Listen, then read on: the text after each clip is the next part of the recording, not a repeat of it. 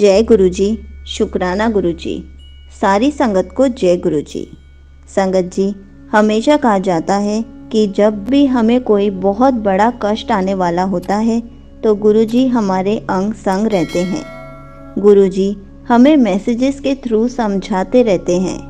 इसी पर एक आंटी जी का सत्संग सुनाती हूँ, जिसमें आंटी जी ने बहुत अच्छे से बताया है कि गुरुजी ने उनको कैसे लाइफ ब्लेस की, कैसे 7 नंबर की ब्लेसिंग्स दी और कैसे गुरुजी ने अपने सारे मैसेजेस समझाए।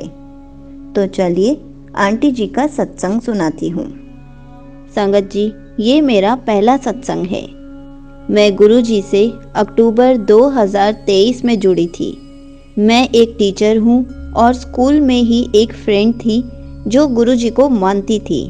एक दिन मुझे गुरुजी की रील दिखाते हुए बोली, देख, मेरा ना आजकल इनको शुक्राना करने का बहुत मन करता है। मैंने भी बोला, चलो ठीक है, आप करो, और मैंने इग्नोर कर दिया। संगत जी, माफ़ी चाहती हूँ, मैं उस टाइम गुरुजी को इतना नहीं जानती थी। एक दिन मुझे ड्रीम में गुरुजी के दर्शन हुए और मुझे जैसे लगा कि मैं सत्संग में कहीं बैठी हूँ और गुरुजी मुझे बोल रहे हैं कि तू अपने ब्रदर नू मेरे नाल जोड़। मुझे बड़ी हैरानी हुई कि मैं तो इनको जानती नहीं, मतलब कि कभी सत्संग में गई ही नहीं, फिर मैं कैसे उनको जोड़ूं? जब मैं खुद ही नहीं मानती थी तो मैं उसको कैसे जोड़ सकती थी? मैंने एक बार फिर से इसको इग्नोर कर दिया कि वैसे ही दिख गया होगा कुछ। फिर 1-2 महीने के बाद फिर से वही मेरी फ्रेंड मेरे पास आती है और मुझे कहती है कि देख, मुझे गुरुजी ने ठीक कर दिया। मैंने पूछा, कौन से गुरुजी ने? उसने कहा, जिन्हें मैं शुक्राना करती हूँ। संगत जी, मेरी फ्रेंड को उसकी आई लैशेस पर एक गांठ सी थी। जल प्रसाद लगाने से वो बिल्कुल ठीक हो गई थी। तो ये सब देखकर मुझे बड़ी हैरानी हुई कि सभी डॉक्टर्स ने इसे ऑपरेट कराने के लिए बोला था और जल प्रसाद से सब ठीक हो गया। तो इस तरह से मैं YouTube पर गुरुजी के सत्संग सुनने लगी और मैं भी गुरुजी से जुड़ने लगी। मेरे साथ बहुत सारे छोटे छोटे सत्संग हुए, जैसे कि एक दिन स्कूल में मैंने किसी बच्चे की वॉच रखी थी। क्योंकि एग्ज़ाम में अलाउड नहीं थी तो मैंने उसको बोला कि आप बाद में ले लेना, पर उसे वापस करना भूल गई और वो बच्चा भी भूल गया।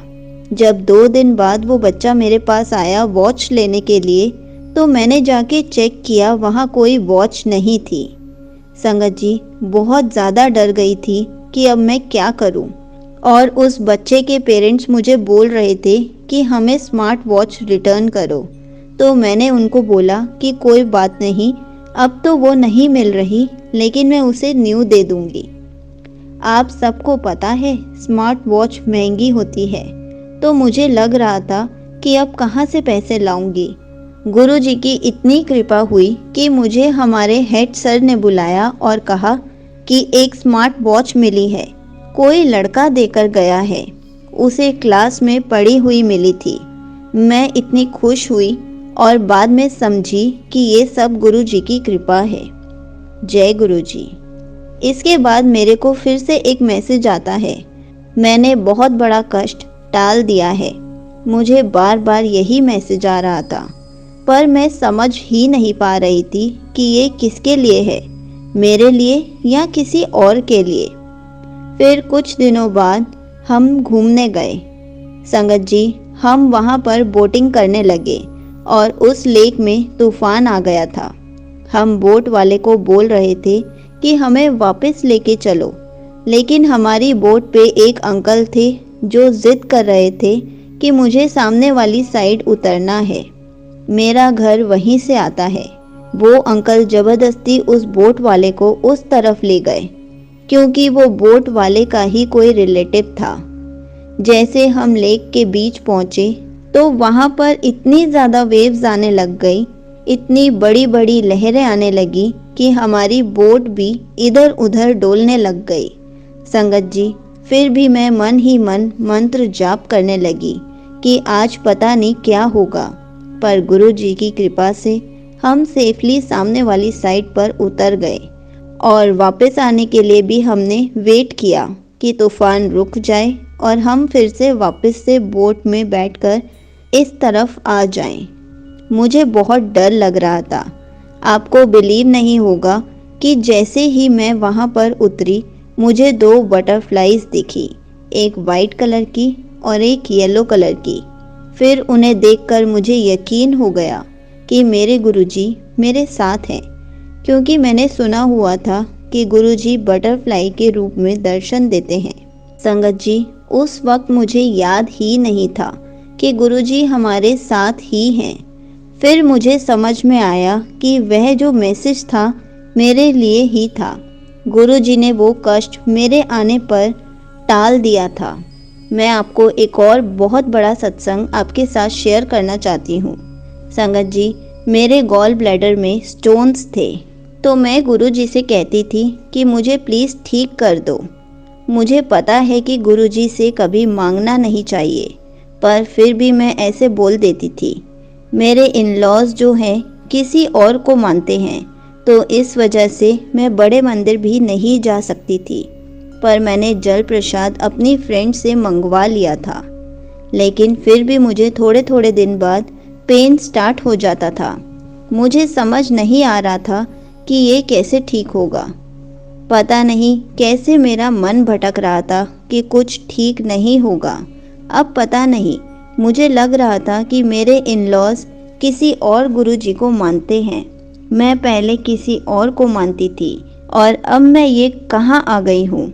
तो मैंने गुरुजी से अरदास की कि मुझे बता दो क्या करूँ, कहाँ जाऊँ। तो मुझे मैसेज आया, या तो टेंशन रख ले या मैनू रख ले। जे तेरे सोच नाल कुछ हुंदा है ते देख ले आपे, हुन तू डिसाइड करना है। संगत जी, माफ़ी चाहती हूँ कि थोड़ी सी परेशानी आने पर हम इतना घबरा जाते हैं कि गुरुजी जब परीक्षा ले रहे होते हैं और सॉल्यूशन भी खुद दे देते हैं। फिर कुछ दिन बाद मैंने एक सत्संग सुना, जिससे मुझे समझ आया गुरुजी कह रहे हैं कि डॉक्टर्स अपना काम करेंगे, मैं अपना काम करूँगा। मैंने सोच लिया कि अब दिसंबर में एक बार स्कैनिंग करवाऊंगी और अगर उसमें फिर से स्टोन्स आए तो मैं समझ जाऊंगी कि गुरुजी यही चाहते हैं कि मैं अपना ऑपरेशन करा लूं। और संगत जी, मुझे बार बार मैसेज आ रहा था कि हौसला रख, मैं तेरे नाल हूँ, तुझे कुछ नहीं होने दूंगा। और ऑपरेट कराने से पहले मुझे यूट्यूब पर मैसेज मिला, जा तैनू न्यू लाइफ ब्लेस कर दी, तैनू 7 नंबर की ब्लेसिंग्स दे दी। आप बिलीव नहीं करोगे आगे जो मेरे साथ हुआ। हमने जो हॉस्पिटल डिसाइड किया था ऑपरेट के लिए, मैं चाहती थी कि मेरा ऑपरेट जल्दी से जल्दी हो जाए और मैं जल्दी से जल्दी फ्री हो जाऊं। संगत जी, मुझे एक दिन फिर से गुरुजी का मैसेज आया कि इतनी जल्दी जल्दी क्यों कर रही है, तेरे सारे काम टाइम से होंगे, टेंशन मत ले। मैंने स्कूल छोड़ दिया था, मुझे था कि न्यू ईयर से पहले फ्री होना है, लेकिन गुरुजी मुझे किसी और हॉस्पिटल में लेके जाना चाहते थे। जैसे कि मैंने अरदास की थी कोई अच्छा हॉस्पिटल मिल जाए। फिर न्यू ईयर से एक दिन पहले हमारी शॉप के पास एक आंटी थी, उनकी डेथ हो गई थी। उनके सब घर वालों ने आना था क्योंकि अंकल आंटी अकेले रहते थे। मेरे फादर इन लॉ ने उन अंकल को बोल दिया था कि खाना हम भेज देंगे। संगत जी, मैं माफ़ी चाहती हूँ, पर मैंने उस दिन जो खाना बनाया था, मैंने चपाती बनाई थी, लेकिन मैं अंदर से गुस्सा कर रही थी क्योंकि सब कुछ इनको ही करना है। लेकिन हम कितनी गलतियाँ करते हैं, फिर गुरुजी हमें बख्श देते हैं। मुझे सुबह सुबह मैसेज आया कि सेवा हंस के करया कर। संगत जी, फिर मैंने गुरुजी से माफ़ी मांगी और बोला जैसे आप चाहो। संगत जी, फिर 2 जनवरी को हमारे यहाँ पर सत्संग था, मतलब कि जिनको मेरे इन लॉज मानते हैं।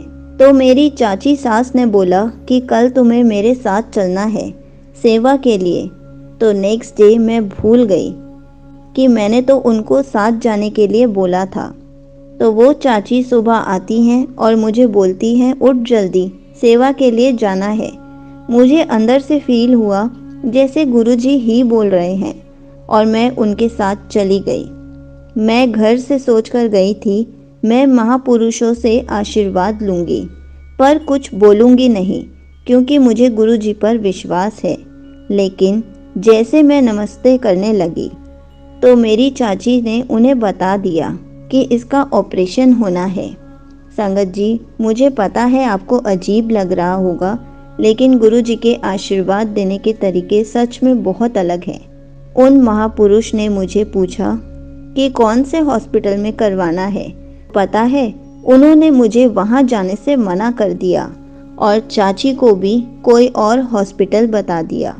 पता नहीं उन्होंने क्या देखा ऐसा कि बस मेरे हाथ पकड़े और दूसरा हॉस्पिटल बता दिया।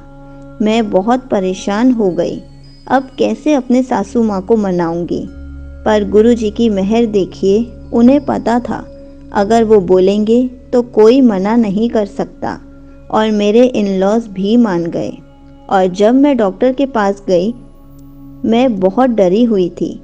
मैं अपने साथ पॉकेट स्वरूप लेके गई थी जो मुझे मेरे एक स्टूडेंट ने दिया था। जैसे ही मैं हॉस्पिटल पहुंची, पहले तो रास्ते में बहुत सारी कार्स के पीछे देखा 777 और गुरुजी ब्लेसिंग ऑलवेज। और फिर मुझे हॉस्पिटल में बहुत सारे रोजेस की खुशबू आ रही थी, तो मुझे विश्वास हो गया गुरुजी मेरे साथ ही हैं।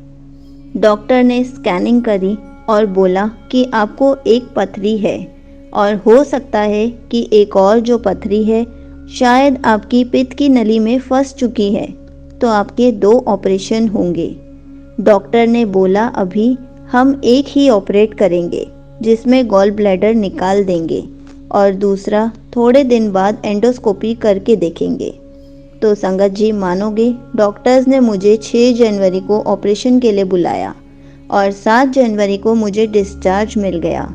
जैसे गुरुजी ने कहा था, तेनू न्यू लाइफ ब्लेस कर दी थी और नंबर 7 दी ब्लेसिंग्स ले ले।